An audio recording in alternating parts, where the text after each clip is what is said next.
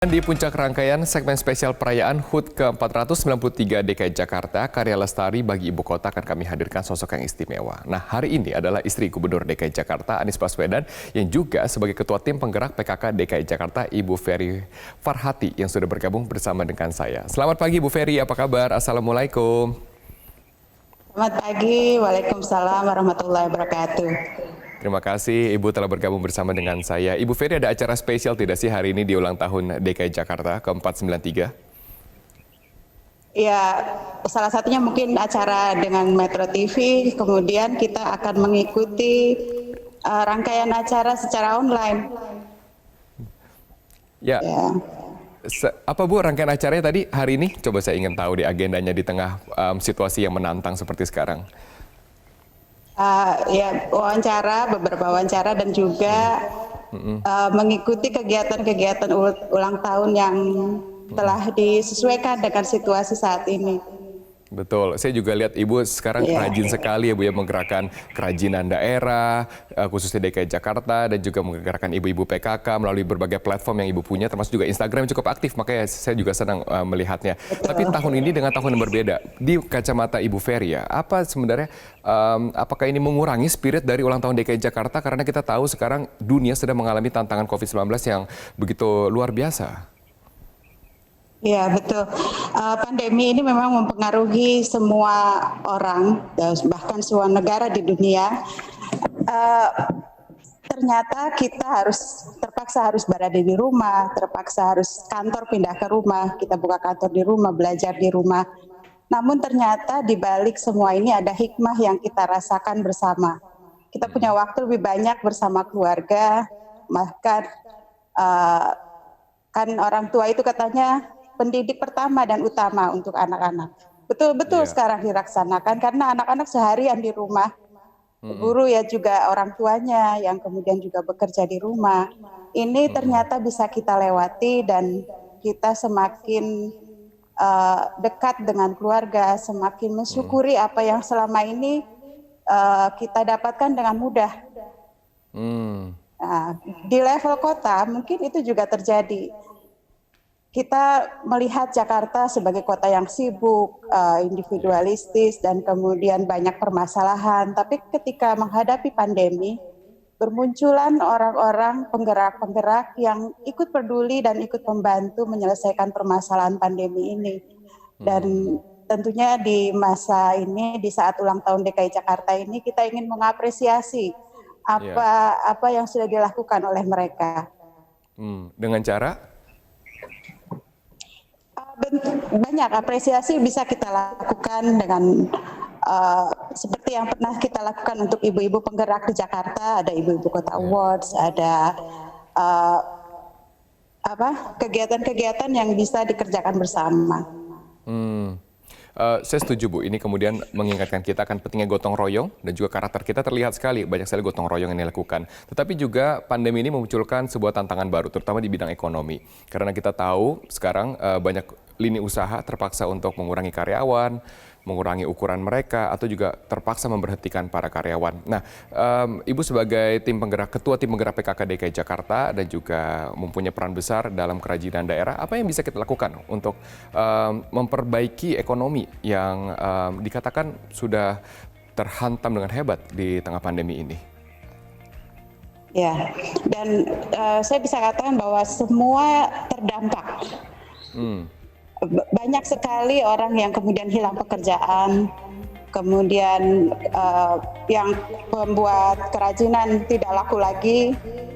Nah ini kita lakukan, kalau kita lihat di lapangan saja, mereka saling dukung, mereka tangguh, mereka kemudian membuat hal-hal yang bisa survive di masa-masa pandemi. Ada yang membuat masker, ada yang membuat APD.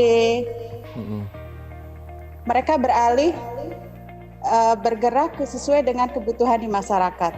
Dan alhamdulillah mereka saling dukung. Terbukti di perajin-perajin di Dekran Asda juga mereka terus berkarya, saling mendukung sesama perajin. Alhamdulillah, walaupun tentunya tersendat, tidak ada yang mendapatkan keuntungan besar atau bagaimana, tapi mereka tetap survive, mereka tangguh. Oke, mungkin banyak Bu Ferry yang belum terlalu jelas gitu ya mengetahui apa dukungan dari pemerintah daerah, khususnya Provinsi DKI Jakarta untuk para ibu-ibu, para UKM, kita bicara UKM yang mungkin kebanyakan juga ibu-ibu di tengah masa pandemi COVID-19 ini. Adakah insentif yang diberikan kepada mereka atau apapun support? Mungkin untuk hal itu bisa ditanyakan ke Pak Gubernur. Tapi yang saya lihat dari organisasi yang saya pimpin, baik itu Dekranasda atau PKK, selama ini kita terus mendukung usaha-usaha mereka untuk mempromosikan karya-karyanya. Kemudian di PKK ada UP2K, Usaha Peningkatan Pendapatan Keluarga. Mereka membuat grup kecil, saling mendukung, saling membeli barang teman. Jadi di lingkungan yang kecil, warga tetap saling dukung dengan membeli barang-barang temannya, membeli makanan, memberi kuliner, saling dukung. Dan inilah yang dikerjakan oleh organisasi-organisasi perempuan, PKK, kemudian Dekranasda, kemudian banyak juga organisasi lain yang saling mendukung anggotanya. Betul. Nah kan namanya ibu kota ya, Bu Ferry ya. Ibu kota itu juga peran ibu-ibu di dalam ibu kota juga tentu penting sekali gitu ya. Kalau sejauh ini selama Ibu Ferry menjabat ya, seberapa signifikan sih kemudian peran ibu, terutama dalam organisasi yang Ibu pimpin, tim penggerak PKK dan juga Dekranasda terhadap penggerakan ekonomi masyarakat atau pemberdayaan karakter kota secara luas? Ya betul. Sebagai ketua tim penggerak PKK, saya banyak berjumpa dengan sosok-sosok penggerak di lingkungan yang mungkin tidak muncul ceritanya ke permukaan. Betul. Mereka bergerak di berbagai bidang. Di PKK sendiri ada 10 program PKK. Dan dari mulai ketahanan keluarga, dari mulai segi kesehatan, kerajinan, ekonomi, dan lain-lain. Ibu-ibu ini bergerak bukan untuk popularitas. Mereka tidak bergerak untuk lingkungan. Betul-betul tergerak karena melihat permasalahan dan mau ambil tanggung jawab. Mereka tidak mengeluh, malah membantu, malah bergerak. Dan sosok-sosok ini kisahnya tidak muncul ke permukaan. Yang ada tentang Jakarta itu kota yang sibuk, kota yang penuh intrik, penuh masalah. Tapi kisah-kisah mereka ini banyak di lingkungan masyarakat dan membuat suasana di Jakarta menjadi harmonis, menjadi humanis, menjadi penuh harapan. Saya ingin kisah-kisah ini kemudian juga muncul ke permukaan. Oleh karena itu kemudian saya membuat ajang Ibu Kota Awards. Dan alhamdulillah sambutannya cukup besar. Betul. Dan juga sama seperti kami spirit ya Bu Ferry, karena semenjak kita melalui rangkaian perayaan ulang tahun atau Dirgahayu DKI Jakarta, kami punya kisah lestari. Nah itu para ibu-ibu bekerja dalam sunyi, pejuang kemanusiaan, tidak mendapatkan pamor yang mereka pantas dapatkan, tapi efeknya luar biasa. Saya punya surprise loh buat Ibu Ferry, tapi setelah jeda komersial Bu Ferry nanti akan saya berikan surprise ya. Untuk hadiah ulang tahun untuk Ibu Kota Jakarta, kami akan segera kembali untuk Anda. Saya masih bersama dengan Ibu Ferry. Ibu Ferry, menjelang dari perayaan Dirgahayu DKI Jakarta pada hari ini memang berbeda ya. Ibu Ferry sudah menikmati tidak kemudian tayangan kami, karya lestari, para pejuang kemanusiaan yang bekerja dalam sunyi, para ibu-ibu di DKI Jakarta tersebut? Saya mengikuti karena kebetulan mereka orang-orang yang saya kenal dekat dari ajang Ibu Kota Awards. Dan ini ibu-ibu hebat yang sudah bergerak untuk masyarakat. Jadi mereka bergerak bersama masyarakat, saling mendukung, dan karyanya memang bisa dirasakan oleh kita. Oke, adakah inspirasi yang Ibu dapatkan dari mereka? Adakah cerita-cerita yang sangat menyentuh yang Ibu rasakan? Ya, mereka mengajarkan kita apa itu hidup bermakna untuk masyarakat. Jadi mereka tidak hanya memikirkan lingkup kecil keluarganya, tapi sudah lebih luas lagi memikirkan kesejahteraan lingkungannya. Ada yang bergerak di bidang lingkungan, ada yang bergerak di bidang kesehatan, gimana mereka membantu masyarakat mengatasi permasalahan lingkungan, permasalahan kesehatan, permasalahan pendidikan. Berbagai masalah mereka ikut dukung pemerintah untuk menyelesaikan permasalahan di sekitarnya. Betul, dan kami beruntung Ibu karena salah satu dari sosok hebat ini dapat bergabung bersama dengan kami yang merupakan juga surprise bagi Ibu Ferry. Kita saksikan dulu ya sosok Ibu ini karena Ibu ini bekerja sungguh dalam sunyi. Lokasinya saja harus melewati kapal dari Jakarta karena berada di Kepulauan Seribu. Kita lihat ceritanya Bu. Ibu-ibu jangan hanya diam menunggu hasil suami. Jadi ibu-ibu harus bergerak. Kita harus bekerja juga.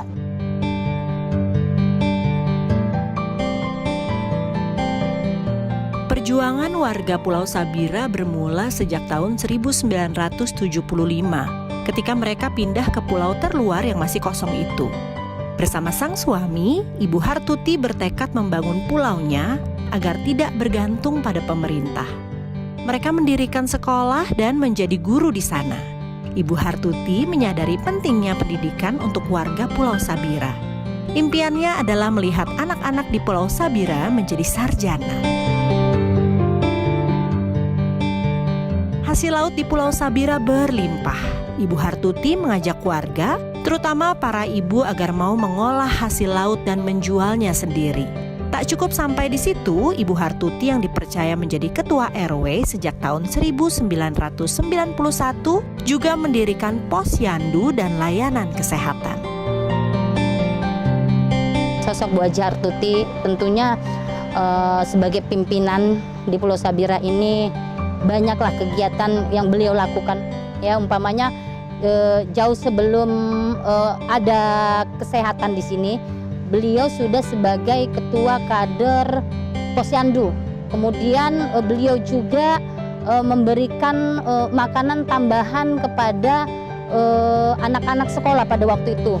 Kalau menurut saya secara pribadi, beliau itu adalah seperti lilin, di mana lilin mampu menerangkan semua ruangan, walaupun lilin tersebut akan habis memakan dirinya. Itulah sosok beliau sebenarnya. Meskipun tinggal di pulau yang jauh dari daratan ibu kota, Ibu Hartuti berharap pemerintah dan pihak swasta bergandeng tangan melakukan aksi hidup baik untuk meningkatkan kesejahteraan warga Pulau Sabira.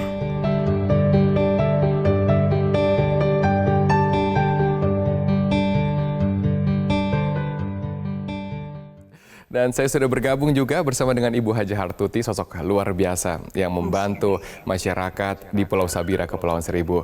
Selamat pagi Ibu Hartuti, apa kabar Ibu? Assalamualaikum. Selamat pagi, waalaikumsalam, selamat pagi juga. Alhamdulillah sehat, warga kami sehat semua. Wah, senang sekali mendengar ya Ibu Hartuti. Kita juga punya Ibu Ferry Farhati di sini. Ibu Ferry yang sudah bergabung bersama dengan saya. Ibu Ferry, selamat. Ibu Ferry, Anda ingin sampaikan kepada Ibu Hartuti? Kabar Bu Tuti, alhamdulillah bisa ketemu di layar ya Bu. Alhamdulillah. Iya. Ibu Tuti ini paket lengkap ini. Kenapa Bu paket lengkap? Dia penggerak yang membuat peradaban baru di Pulau Sabira. Betul. Dari mulai nol sampai saat ini sudah banyak sarjana seperti yang dia impikan. Iya. Bahkan udah banyak PNS ya Bu Tuti ya. Dari nol, kemudian dia buat sekolah, dia mengajar sampai akhirnya bisa membiayai guru. Kemudian dibentuknya posyandu untuk kesehatan anak-anak, ibu-ibunya diajarkan untuk peningkatan pendapatan keluarga.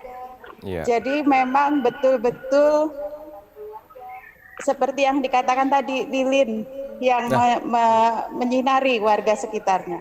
Betul, setuju Ibu Ferry. Tapi pertanyaan saya ke Ibu Hartuti seperti ini. Ibu tadi kan Ibu Rita tadi berbicara, Ibu Hartuti seperti lilin, Ibu Ferry juga setuju seperti lilin. Tapi menarik statementnya, lilin menerangi sekitar, tapi pada akhirnya mau tidak mau memakan dirinya sendiri kan gitu ya. Berarti akan banyak sekali pengorbanan yang telah Ibu Hartuti lakukan selama berpuluh-puluh tahun. kenapa mau Bu sampai sekarang tetap mendedikasikan diri Ibu untuk masyarakat di sana?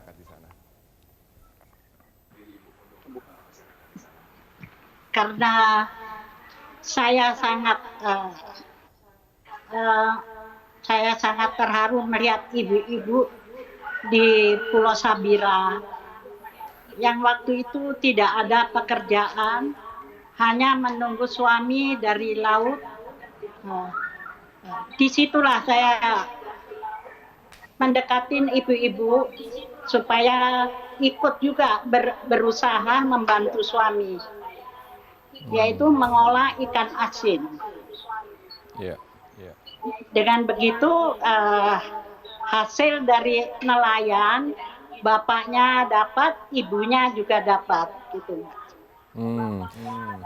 Setelah berpuluh-puluh tahun Ibu Hartuti berjuang, apakah sekarang titik di mana Ibu Hartuti sudah merasa puas, cukup akan segala perjuangan yang telah Ibu lakukan, atau masih banyak lagi target yang ingin dicapai? Target yang sudah dicapai ya, masih belum, karena anak-anak sekarang di Pulau Sabira ya sudah mendapatkan hasilnya, yaitu menjadi sarjana dari guru kesehatan apa. Tapi saya ingin anak-anak di Pulau Sabira bisa bertitel yang menjadi dokter yang membantu warga di Pulau Sabira. Ingin cita-citanya lebih tinggi lagi seperti itu ya, Ibu Hartuti ya. Ibu Ferry, Ibu sampaikan mengenai angan-angan dari Ibu Hartuti ini? Ya, jiwa penggerak Ibu Tuti ini tidak berhenti, tidak terhalangi dengan usia. Saya rasa kalau dibilang semakin redup, saya kira tidak. Sebetulnya apa yang sudah dia lakukan menginspirasi banyak orang untuk melakukan hal yang sama. Apa yang dia kerjakan bukan untuk dirinya, tapi untuk masyarakat luas. Dan ini sungguh menginspirasi banyak orang. Nah, saya berharap kisah-kisah ibu-ibu seperti ini yang cukup banyak di pelosok Jakarta bisa menginspirasi dan menyatukan warga Jakarta, menyatukan hati warga Jakarta bahwa kita bisa bergerak bersama, kita bisa mengatasi permasalahan yang ada di lingkungan kita dengan cara yang sederhana, dengan lingkup yang sekitar kita saja. Tapi bila ini dilakukan oleh banyak orang, insya Allah Jakarta menjadi penuh harapan dan lebih humanis, lebih harmonis. Betul, amin. Dan Kota Jakarta dapat seperti ini juga karena andil dari masyarakat ya, termasuk juga Ibu Hartuti. Nah, Ibu Hartuti, betul. Ibu Hartuti, terakhir, apa angan-angan Ibu, apa harapan Ibu, apalagi kita sedang memperingati Hari Jadi Kota Jakarta? Harapan untuk Jakarta, semoga DKI Jakarta segera pulih kembali, COVID-19 segera pergi. Semoga Jakarta lebih baik dari sebelumnya, maju kotanya, bahagia warganya. Amin. Terima kasih Ibu Hartuti atas dedikasi yang Ibu berikan kepada Kota Jakarta dan kepada Indonesia. Terima kasih, tidak terhingga untuk jasa-jasa Ibu Hartuti. Dan juga terima kasih Ibu Ferry telah bergabung bersama dengan saya dalam peringatan Hari Jadi Kota Jakarta. Sehat-sehat selalu.